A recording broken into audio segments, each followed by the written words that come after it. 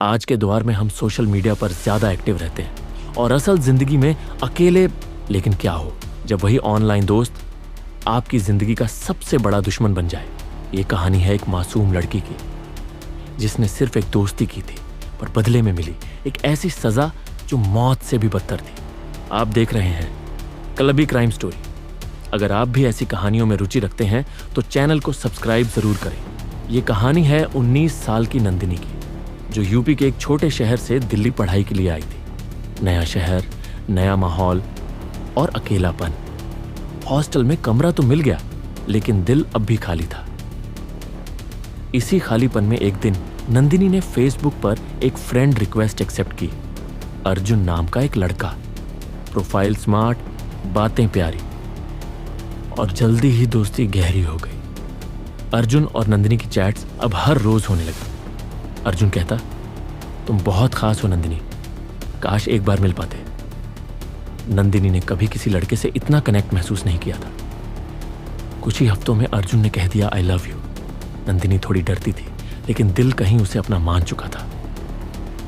एक दिन अर्जुन ने मिलने की बात की। बस एक बार कैफे में मिलो, फिर कभी नहीं कहूंगा। नंदिनी बहुत सोच विचार के बाद तैयार हो गई। कैफे में वो पहुंची। वक्त गुजरता गया, लेकिन अर्जुन नहीं आया। तभी उसका फोन बजा। मैं आ नहीं सका, लेकिन मैं तुम्हारे बहुत नजदीक हूं, बहुत। उस दिन के बाद नंदिनी को लगने लगा कोई उसका पीछा कर रहा है।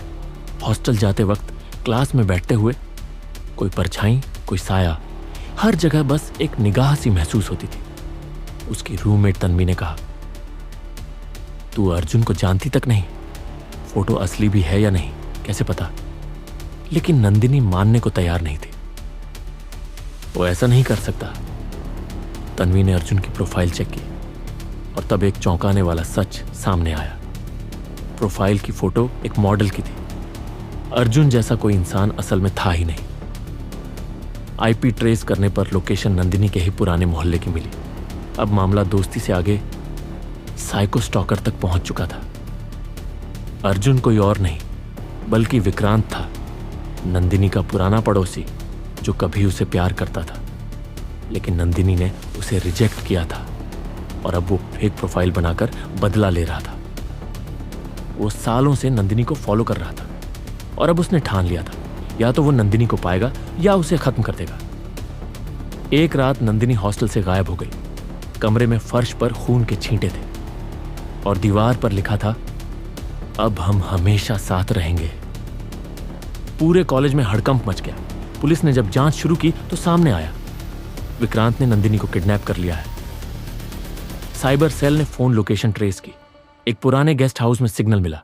पुलिस पहुंची और अंदर का मंजर देखकर सब कांप गए।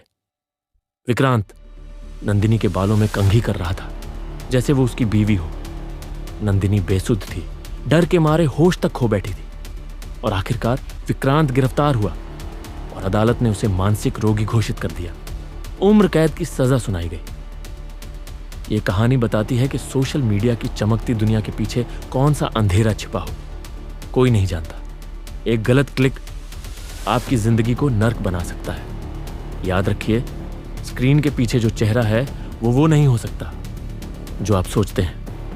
अगर आपको यह सच्ची और जरूरी कहानी पसंद आई हो तो चैनल को सब्सक्राइब करें, बेल आइकन दबाएं और अगली बार जब फेसबुक पर कोई फ्रेंड रिक्वेस्ट आए तो 2 बार सोचें।